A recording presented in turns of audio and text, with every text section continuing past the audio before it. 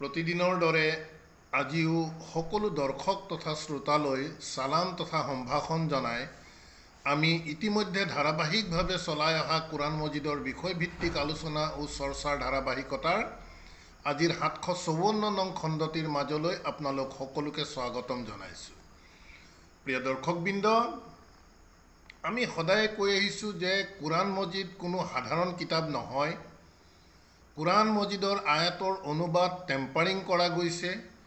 ইয়াৰ মূল বাস্তৱতা বুজিবৰ বাবে প্ৰত্যেকটো আয়াত আল্লাহ সুবহানাহু ওয়া তাআলাই আমাক যেনেধৰণে কৈছে ধীৰ সুস্থিৰে পঢ়ি ইয়াৰ প্ৰাসংগিকতা, ইয়াৰ বাস্তৱতা যদি আমি চিন্তা নকৰোঁ, তেন্তে মূল বাৰ্তা যেহেতু লুকুৱাই ৰখা গৈছে, সেই বাৰ্তা আমি কেতিয়াও বিচাৰি নাপাম।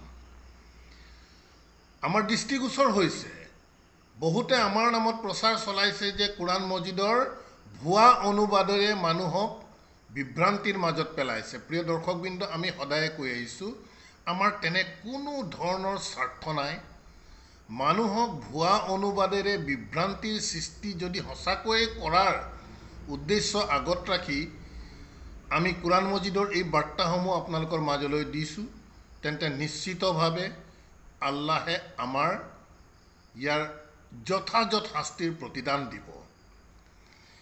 সেইসকল আমাৰ প্ৰিয় দৰ্শকক আমি আহ্বান জনাব বিচাৰোঁ যে প্ৰিয় দৰ্শকবৃন্দ, সুস্থিৰতাৰে বিষয়বস্তুসমূহ চিন্তা কৰক। আমাৰ ট্ৰেডিশ্যনেল অনুবাদে আমাক ইতিমধ্যে আমি কেইবাটাও খণ্ড আপোনালোকৰ মাজলৈ লৈ গৈছোঁ য'ত বাস্তৱতাৰ কোনো বস্তুৱে বিচাৰি পোৱা নাযায়, কিন্তু আমি চিন্তা কৰিবলৈ ভয় কৰোঁ যিহেতু কোৰাণ, অথচ আল্লাহে চিন্তা কৰিবলৈ কৈছে। ইয়াৰ আগত আমি যি নিকাহৰ মহৰ সম্পৰ্কীয় ভিডিঅ' আপোনালোকৰ মাজলৈ দিছোঁ, আমি স্পষ্ট কৰিছোঁ যে কোৰাণ মজিদত আল্লাহ সুবহানাহু ওয়া তাআলাই মহৰ শব্দ ক'তো ব্যৱহাৰেই কৰা নাই। যদি এই কথা আপোনালোকৰ দৃষ্টিভংগীৰে যদি ভুৱা বুলি আপোনালোকে বিবেচনা কৰে, আপোনালোকে চিম্পলি কোৰাণ মজিদৰ পৰা মহৰ শব্দ উলিয়াই দেখুৱাই আমি ভুল কথা কৈছোঁ বুলি আমাক প্ৰমাণ কৰিলেই হ'ল। গতিকে প্ৰিয় দৰ্শকবৃন্দ, আমি আশা ৰাখিম যিসকলে প্ৰকৃততে মূল বাৰ্তা বুজাৰ ইচ্ছা থাকে তেনে লোকসকলেহে প্ৰকৃততে আমাৰ ভিডিঅ'সমূহ দৰ্শন কৰক। অনৰ্থক কোৰাণৰ মূল বাৰ্তা দিবলৈ বিচৰা লোকসকলক সমাজত আপোনালোকে এনেধৰণে প্ৰচাৰ চলাই আল্লাহৰ পৰা কোনো কেতিয়াও হাৰি যাব নোৱাৰে। আমি স্পষ্ট কৰিছোঁ, আমাৰ যদি 0.1%ও তেনেধৰণৰ নেগেটিভ থিংকিং লৈ আমি কাম কৰিছোঁ, নিশ্চিতভাৱে আল্লাহ সুবহানাহু ওয়া তাআলাই আমাৰ বিচাৰ ল'ব। যি কি নহওক প্ৰিয় দৰ্শকবৃন্দ, ধাৰাবাহিকতাৰ দিশৰ আজিৰ 754 নং খণ্ডটি আমি আপোনালোকৰ মাজত এটি বিশেষ বিষয় বাস্তৱতা তথা প্ৰাসংগিকতা আমি চিন্তা কৰিব লাগিব, তেতিয়াহে ইয়াৰ মূল বাৰ্তা আমি বিচাৰি পাম। তেনে এটি দিশ আমি আপোনালোকৰ মাজত চৰ্চাৰ বাবে লৈ আনিব বিচাৰিছোঁ। আমি সকলোৱে জানো যে আল্লাহে চুৰ কৰিলে হাত কাটি দিবলৈ কৈছে। কোৰাণত আল্লাহে কোৱা বুলি আমি বহুতে জানো। এই জনা লোকসকলৰ কিন্তু গৰিষ্ঠ সংখ্যকে কোৰাণৰ কোন আয়াতে এই কথা কৈছে, ইয়াৰ প্ৰাসংগিকতা আছেনে নাই, ইয়াৰ বাস্তৱতা আছেনে নাই, এই কথাবোৰ কিন্তু আমি চিন্তা কৰিবলৈ টান পাইছোঁ বা ভয় কৰিছোঁ।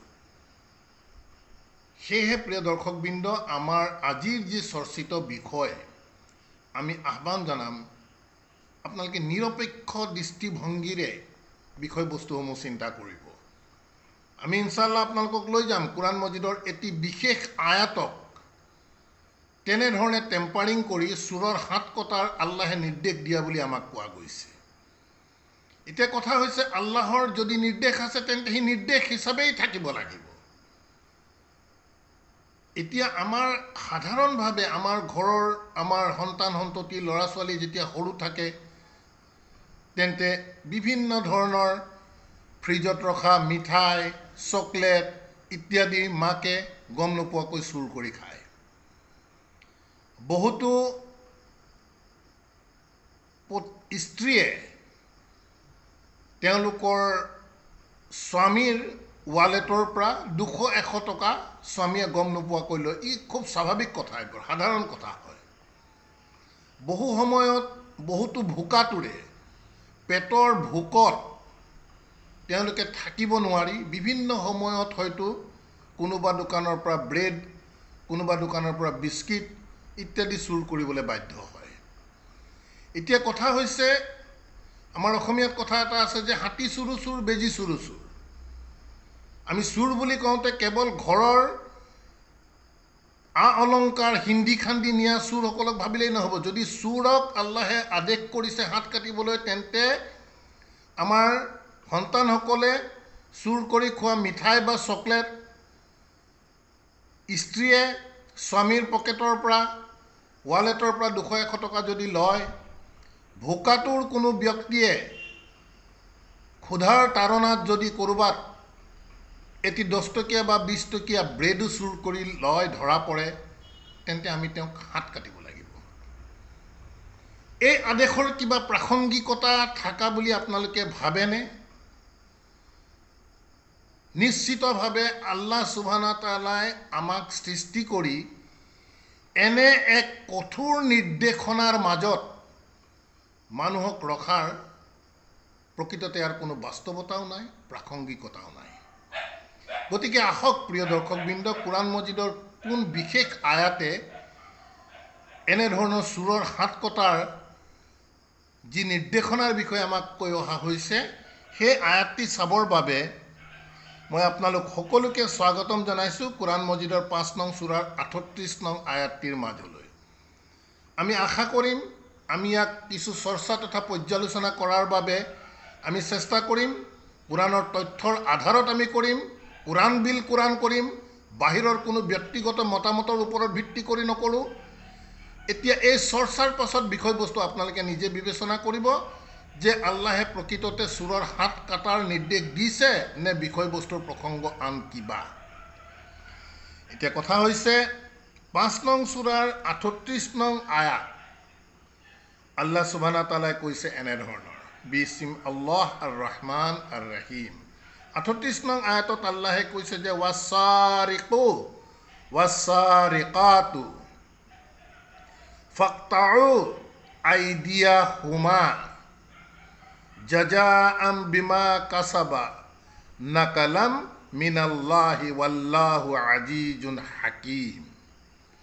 এই 5 নং সূৰাৰ এই 38 নং আয়াতটিৰ অসমীয়া অনুবাদ এনেধৰণে কৰা গৈছে যে চুৰ পুৰুষ বা চুৰ নাৰী সিহঁতৰ উভয়ৰে হাত কাটি দিয়া, এয়া সিহঁতৰ কৃতকৰ্মৰ ফল আৰু আল্লাহৰ তৰফৰ পৰা শিক্ষণীয় শাস্তিস্বৰূপ, আৰু আল্লাহ মহান পৰাক্ৰমী প্ৰজ্ঞাময়।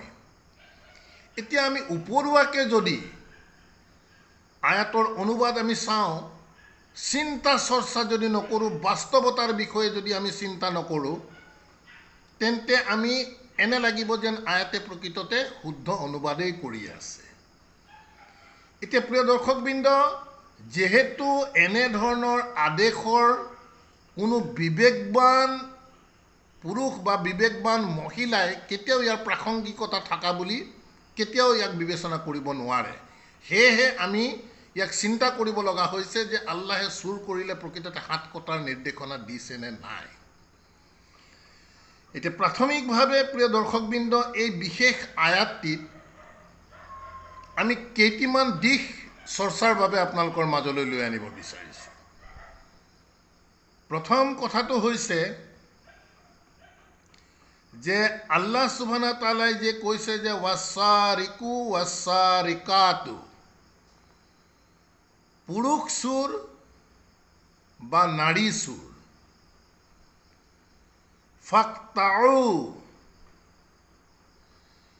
ফাকতাউৰ অনুবাদ কৰা গৈছে যে কাটি দিয়া, টুকুৰা কৰি দিয়া, কাটা, ইয়াৰ মূল শব্দ হৈছে কাটা।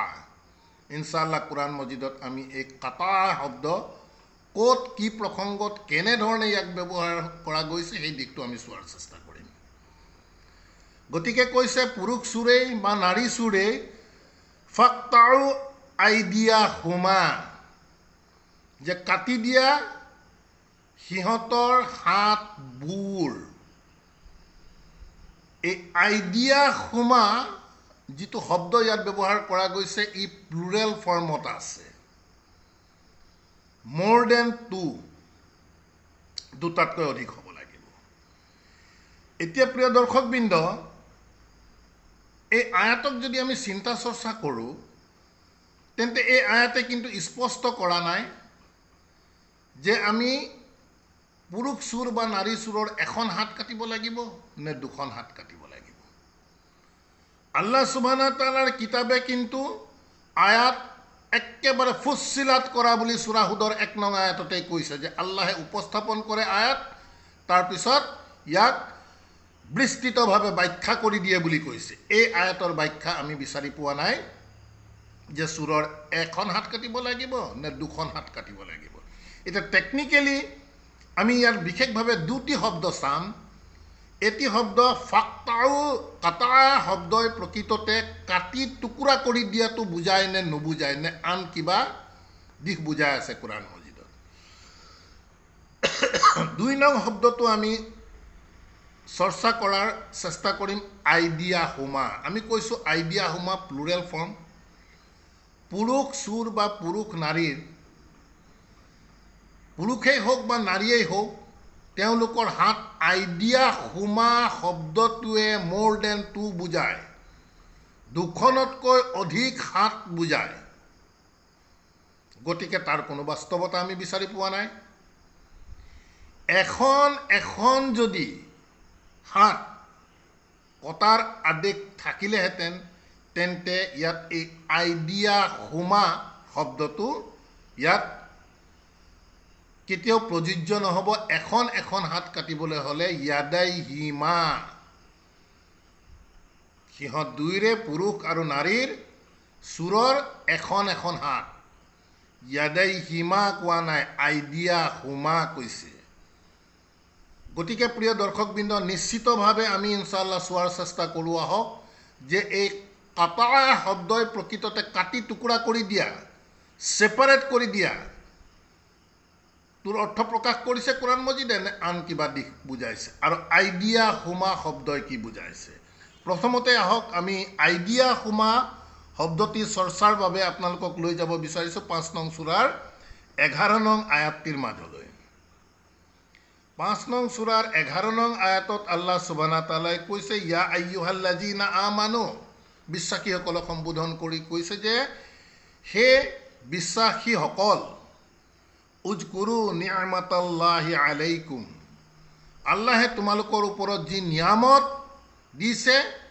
সেই নিয়ামত তোমালোকে স্মৰণ কৰা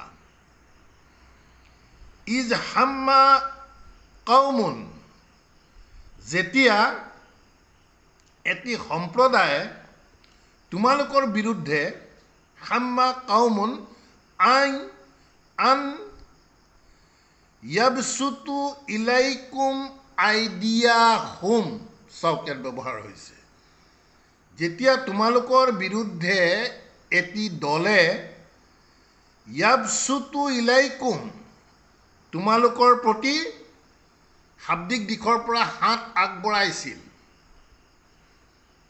তেওঁলোকৰ ইন্টেনশন বেয়া শব্দই হাত আগবঢ়োৱা বুলি কৈছে ইয়াত অসমীয়া অনুবাদ এনে ধৰণে কৈছে তোমালোকৰ বিৰুদ্ধে হিয়তে হাত প্ৰখাৰিত কৰিবলৈ মনস্থ কৰিছিল এতিয়া প্ৰিয় দৰ্শকবৃন্দ হাত প্ৰখাৰিত কোনোবা মানুহে যদি কাৰোবাক বেয়া কিবা কৰাৰ চিন্তা চৰ্চা পৰিকল্পনা কৰে তেন্তে হাত আগবঢ়োৱাৰ কথাটো প্ৰকৃততে লিটাৰেল হাত নহয়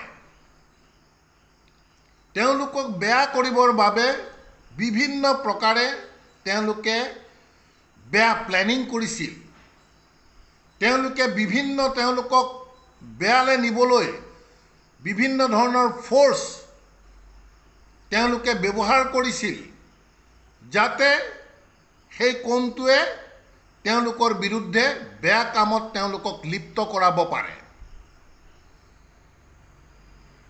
আল্লাহে কৈছে ইয়াত ফাকাফা আইডিয়াহুম দুবাৰ ব্যৱহাৰ হৈছে ফাকাফা আইডিয়াহুম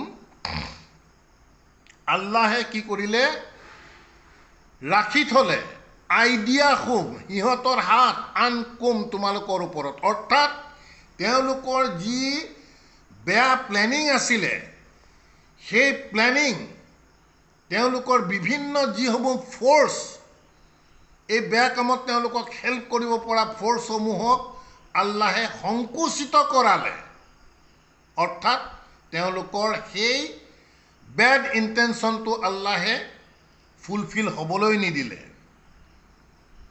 গতিকে চাওক ইয়াত আইডিয়া হোম শব্দটো দুবাৰ ব্যৱহাৰ হৈছে ই কোনো লিটাৰেল হাত নহয় তেওঁলোকৰ ছাপৰ্টিং যিসকলে বেয়া কাম কৰাব পৰা যিবোৰ ফ'ৰ্চ আছে যিবোৰ ছাপৰ্টিং যিবোৰ তেওঁলোকৰ বেয়া মেণ্টেলিটি আছে সেই দিশটোহে ইয়াত বুজাই আছে আন এটি আয়াতৰ মাজলৈ আমি আপোনালোকক নিব বিচাৰিছোঁ ৯ নং সূৰাৰ ৬৭ নং আয়াতটিৰ মাজলৈ সূৰা আত-তৌবা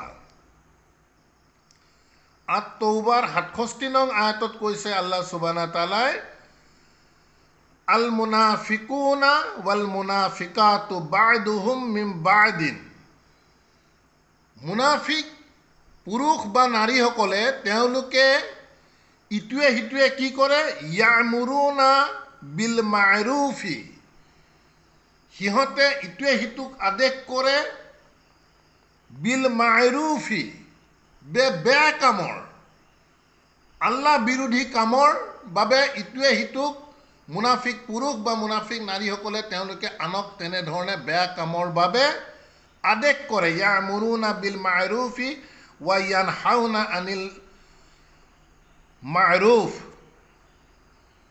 ইয়ামুৰুনা বিল মুনকাৰ সব ইয়ামুৰুনা বিল মুনকাৰ বুলি কৈছে যে মুনাফিক পুৰুষ আৰু মুনাফিক নাৰীসকলে তেওঁলোকে কি কৰে আনক আদেশ কৰে মুনকাৰ বেয়া কামৰ ওয়া ইয়ানহাউনা আৰু বাধা দিয়ে আনিল মা'ৰুফি ভাল কামৰ বাধা দিয়ে তেওঁলোকে ওয়া ইয়াকবিদুনা আইডিয়াহুম আৰু সিহঁতে নিজৰ হাতবোৰ সিহঁতৰ সংকুচিত কৰি ৰাখে অৰ্থাৎ মুনাফিক পুৰুষ বা মুনাফিক নাৰীয়ে কেতিয়াও ভাল কামৰ আল্লাহৰ নিৰ্দেশৰ কাম তেওঁলোকে নিজে নকৰে আনক বাধা দিয়ে আৰু তেওঁলোকৰ নিজৰ ক্ষেত্ৰত তেওঁলোকে এনেধৰণৰ ভাল কাম কৰিবলৈ নিজৰ হাত সংকুচিত কৰি ৰাখে এই হাত লিটাৰেল হাত নহয় তেওঁলোকৰ যিসমূহ ছাপৰ্টিং ফ'ৰ্চ আছে সেই ফ'ৰ্চসমূহক ভাল কামত ব্যৱহাৰ নকৰে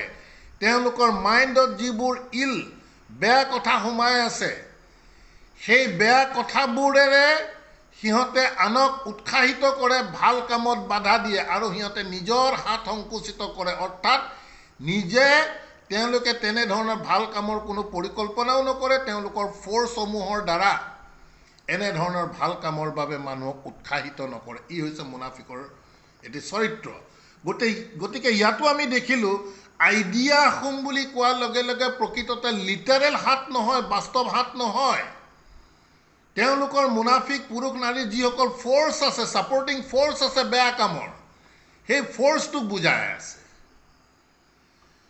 ঠিক তেনেধৰণে আমি ৬০ নং সূৰাৰ ২ নং আয়াতো যদি আমি চাওঁ এই আইডিয়া হোম শব্দই প্ৰকৃততে লিটাৰেল হাত বুজোৱা নাই বাস্তৱ হাত বুজোৱা নাই তেওঁলোকৰ প্লেনিং বুজাই আছে তেওঁলোকৰ যি নেটৱৰ্কৰ দ্বাৰা বেয়া কাম কৰে সেই বেয়া কামৰ নেটৱৰ্কটোত বুজাই আছে এতিয়া চাওঁ আহক প্ৰিয় দৰ্শকবৃন্দ কাটা শব্দই প্ৰকৃততে কাটি টুকুৰা কৰা বুজায় নে নুবুজায় কাটি দুটুকুৰা কৰি দিয়াটো আৰবীত বাটা শব্দ আল্লাহ সুবহানাহু ওয়া তাআলাই ব্যৱহাৰ কৰিব পাৰিলেহেঁতেন কৰা নাই কাটা শব্দ ব্যৱহাৰ কৰিছে গতিকে কাটা শব্দ চাবৰ বাবে আমি আপোনালোকক লৈ যাব বিচাৰিছোঁ কোৰআন মজিদৰ ২ নং সূৰা আল বাকাৰাৰ ২৭ নং আয়াতটিৰ মাজলৈ চাওক ২৭ নং আয়াতত আল্লাহ সুবহানাহু ওয়া তাআলাই কৈছে আল্লাযীনা ইয়ানকুদুনা আহদাল্লাহি মিন বা'দি মিসাকিহি আৰু যিসকলে ভংগ কৰে আহদাল্লাহি আল্লাহৰ সৈতে কৰা অংগীকাৰ মিন বা'দি মিসাকি তেওঁলোকে মিসাক কৰাৰ পাছতো যিসকলে অংগীকাৰ ভংগ কৰে ওয়া ইয়াকতাউনা মা আমাৰাল্লাহু বিহি ওয়া ইয়াকতাউনা কাটা ইয়াত মূল শব্দ। গতিকে কাটা শব্দৰ দ্বাৰা প্ৰকৃততে বাধা দিয়ে, হিন্দাৰ কৰা বুজায়। কাটি টুকুৰা কৰি দিয়া নহয়। আৰবীত কাটি টুকুৰা কৰি দি দুভাগ কৰিবলৈ হ'লে বাটাৰা শব্দ ব্যৱহাৰ কৰিলেহেঁতেন।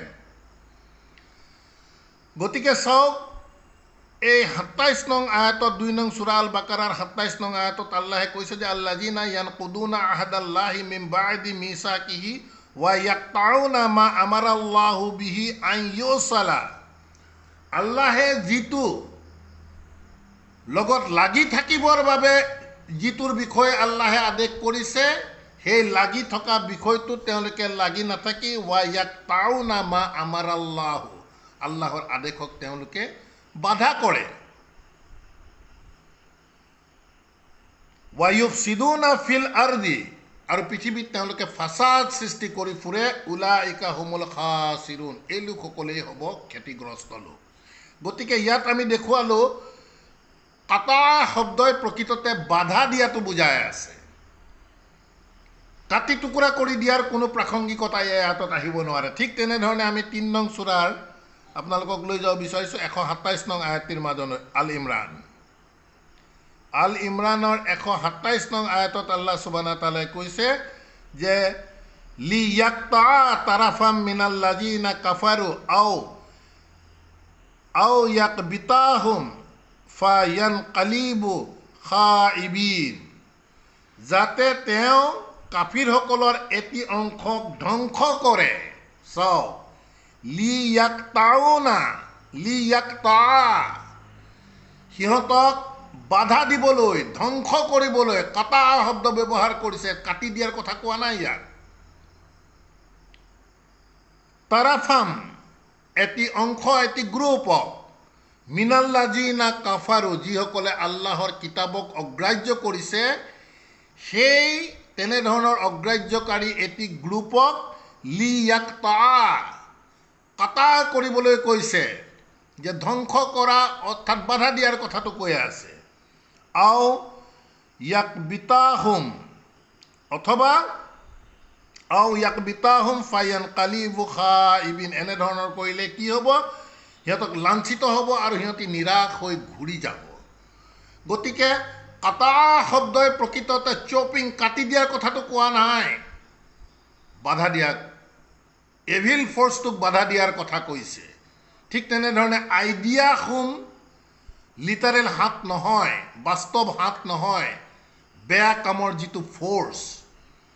গতিকে এই দুটি শব্দ কনচেপ্ট আমি কোৰাণৰ আয়াতৰ পৰা আপোনালোকক যিহেতু দেখুৱালোঁ, গতিকে যি বিশেষ আয়াত ৫ নং সূৰাৰ ৩৮ নং আয়াতত, এতিয়া আহক ইয়াৰ প্ৰকৃততে ইয়াৰ বাস্তৱ অৰ্থ কেনেধৰণৰ হ'ব। ৫ নং সূৰাৰ ৩৮ নং আয়াতত কৈছে ৱাছাৰিকু ৱাছাৰিকাতু, পুৰুষ চোৰেই হওক বা পুৰুষ নাৰীয়েই হওক, ফাকতাউ আইদিয়াহুমা, যে বাধা দিয়া সিহঁতৰ যে এনেধৰণে চুৰ কৰাৰ তেওঁলোকৰ যি মেণ্টেলিটি, তেওঁলোকৰ যি সংগী আছে, তেওঁলোকৰ যি নেটৱৰ্ক আছে বেয়া কামৰ, সেই বেয়া কামৰ নেটৱৰ্কটোক বাধা দিবলৈ কৈছে।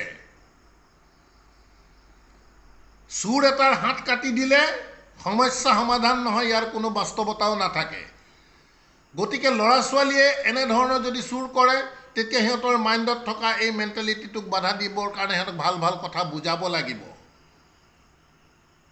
আজি দুখীয়া কোনো ভোকাতুৰে যদি দোকানৰ পৰা কিবা এটা চুৰ কৰে ভোকৰ তাড়নাত, তেওঁৰ হাত কাটি নিদি তেওঁক তাৰ পৰা উদ্ধাৰ কৰাৰ বাবে, যিহেতু তেওঁ নিচা অৱস্থাত আছে, আৰ্থিক দুৰ্বল অৱস্থাত আছে, তেওঁক আমি উঠোৱাৰ চেষ্টা কৰিব লাগিব। তেওঁ যদি সঁচাকৈ তেনেধৰণৰ চুৰ হয়, তেতিয়াহ'লে তেওঁৰ সেই মেণ্টেলিটিটোক আমি চাফা কৰাব লাগিব। তেওঁ ছাপৰ্টিং নেটৱৰ্কক আমি বাধা দিবলৈ কৈছে, হাত কাটি দিবলৈ কোৱা নাই। জাজাআম বিমা কাসাবা নাকালান, বাকীখিনি অনুবাদ আপোনাৰ ইয়াত দেখা গৈছে যে ঠিকেই আছে। মূল কথাটো হৈছে যে হাত কাটি দিয়াৰ আল্লাহে কোনো চুৰৰ আমাক আদেশ দিয়া নাই। এনেধৰণৰ চুৰ পুৰুষেই হওক বা নাৰীয়ে হওক তেওঁলোকৰ যিটো নেটৱৰ্ক আছে সেই নেটৱৰ্কটোক যিকোনো উপায়েৰে বুজাই মেলি তেওঁলোকক বাধা দি এনেধৰণৰ ভৱিষ্যতে যাতে চুৰ কাৰ্য নকৰে সেই দিশটোহে প্ৰকৃততে আল্লাহ সুবহানাহু তাআলাই আমাক আদেশ কৰিছে। আমাক কাৰো হাত কাটি দিয়াৰ বাবে আল্লাহ সুবহানাহু তাআলাই কোৰআন মজিদত প্ৰকৃততে আমাক আদেশ কৰা নাই।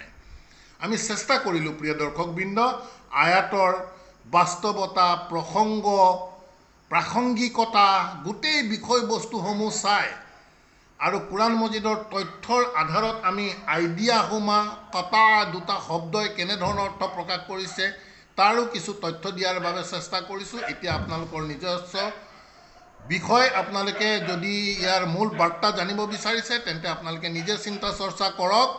উপলুৱাকৈ মানুহে ভুৱা অনুবাদ কৰিছে বুলি প্ৰচাৰ কৰাতকৈ তেনে প্ৰত্যেক ব্যক্তিকে আমি সন্মান সহকাৰে আহ্বান জনাম যে আপোনালোকে কোৰআনৰ মূল বাৰ্তাৰ বাবে প্ৰকৃততে চিন্তা চৰ্চা কৰক।